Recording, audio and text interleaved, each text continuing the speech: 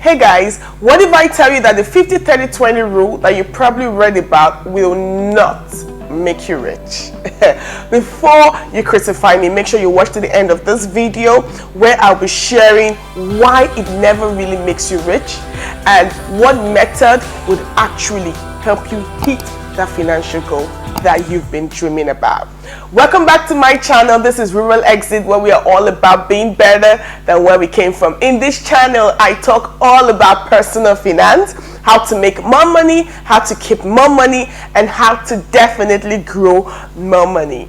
Like I said earlier in the beginning of the video, the 50-30-20 rule of money will never make you rich. 50% stands for your needs. These are your necessities, things you really cannot do without. Okay, things you need to survive, like your rent, your mortgage, like food, transportation, security, things you need to keep going, things you cannot do without. But the 30% stands for your wants. Yes, you can do without them, but why work if you can't achieve those things? Things like going on vacation, eating out, going to hang out with your friends, shopping, And then the 20% stands for savings and investment. This is where you get to save your money or invest your money.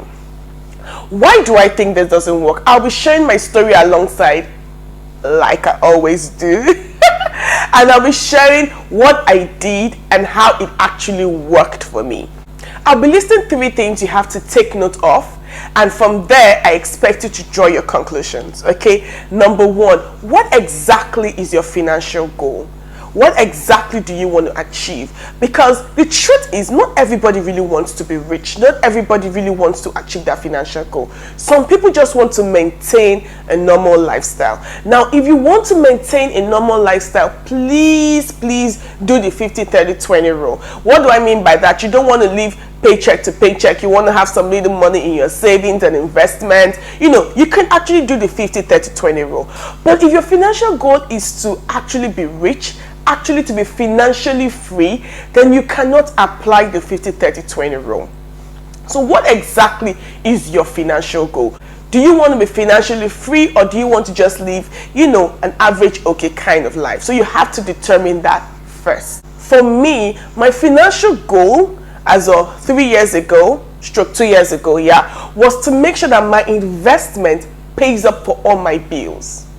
Now, when you're looking at your bills, these are actually your needs, your necessities, things you must actually pay for, right? Like your water bill, your light bill, your rent. So my financial goal was for my investment to end up paying for all these bills, so that going forward, my salary or what I make just either goes into further investment, but it's not used to pay bills. That was my financial goal 3 or 4 years ago, right? Now, how can I achieve this if I only keep 20% of my savings and investment from my money? How is 20% going to ever go and take care of a 50% for needs? I don't know if you get it, right? So if you're keeping 20% for savings and investment, how do you think it will grow, or how long do you think it will grow before it's able to take care of your 50% needs and 30% want? So when I thought of this, I had to re-strategize.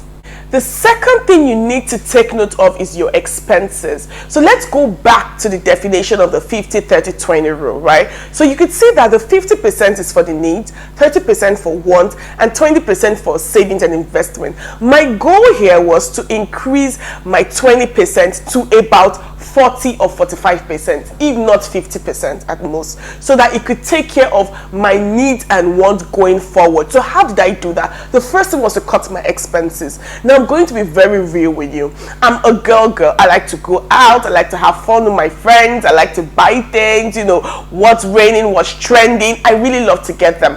But then I had to cut them drastically because, you could actually survive without the want. And I use this tactics called delay and not denial. So I'm not saying I'm never going to get these things. I'm only saying I'm not going to get them now.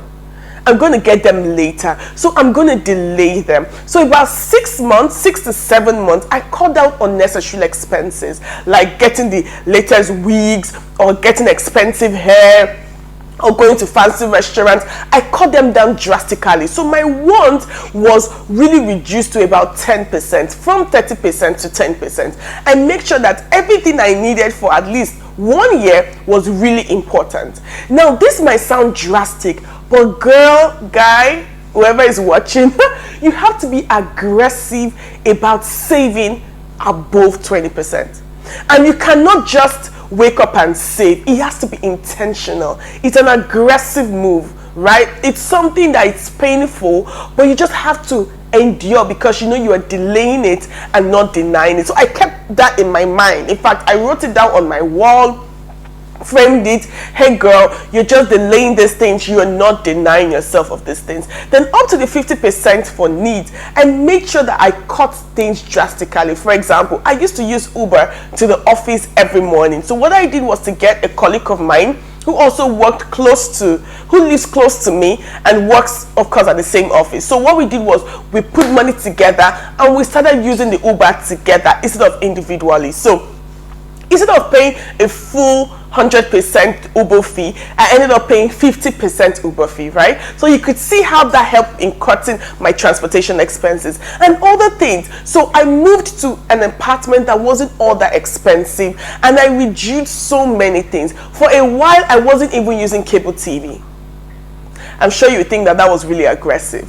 But guys, I had a goal, right? I wanted to make sure my savings and investment gets up to 50%. I cannot be living a maintenance life. I really wanted to be aggressive about how much I would make. I wanted to be aggressive and intentional about making sure that my investment and my savings end up paying for my needs and wants. And guess what? In 1 year, that happened. Okay, let me not jump the gun. Let's still keep sharing. So the number 2, like I said, is to make sure you cut your expenses drastically. So you're not going to be having a 50-30. Like in my case, I was having a 40-10. Right? So that was a 50% for both my needs and my want, and the other 50% went into my investment and my saving. Number 3 you have to pen down is that the logic of investment is the more you put in, the more you get out. So if you're going to make 20% on a particular investment, right, and you put in 10,000 naira, that means you're going to get out with 2,000 naira at the end of whatever term you guys agreed.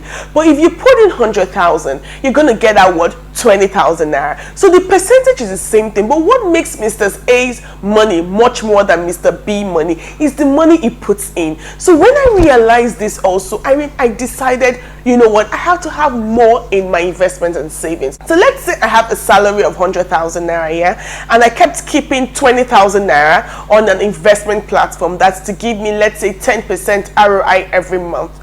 What does that mean? It means I'm going to be making 2,000 naira every month.